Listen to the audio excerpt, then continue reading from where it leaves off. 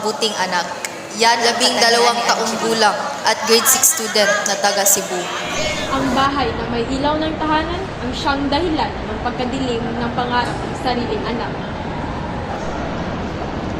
Ako si Mary at Krista at ito ang Kuhil na Arts na handang tulungan ang bayan.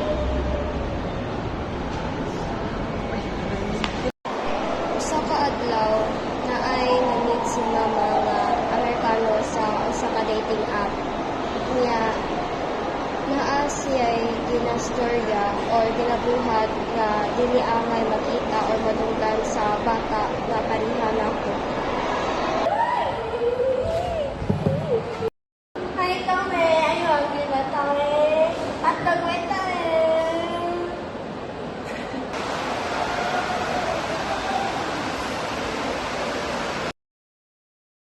Paggabi anak kay nag-ask si mama ko, pwede ba daw ko makipag-busy or video call sa Amerikano kay aron na ami kwarta pangkaon.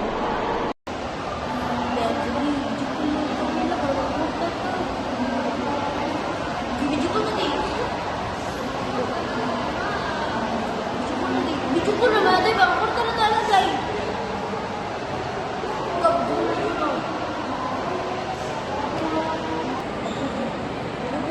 Smile. Picture niyo yung mga anak ko. Huwag mo. Go.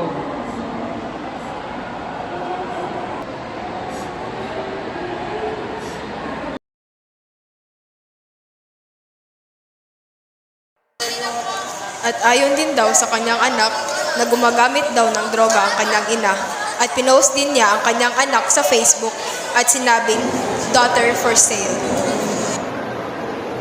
Di ako makapaniwala sa nangyari. Di ko inasahan na may ganoon na ina. Ang ina ay haharap sa kasong paglabag sa anti-online sexual abuse or exploitation of children and anti-child sexual abuse or exploitation of materials na dapat magbayad ng hindi bababa sa 1 milyon pero dapat hindi ring lalagpas sa 2 milyon at haharap sa habang buhay na pagkakakulong. Ilaw ng tahanan pero ginawang madilim ang kinabukasan ng kanyang anak. Di dapat tayo makain ng kasamaan, kundi dapat tayo ang kumain ng kasamaan para mawala na ang kasamaan.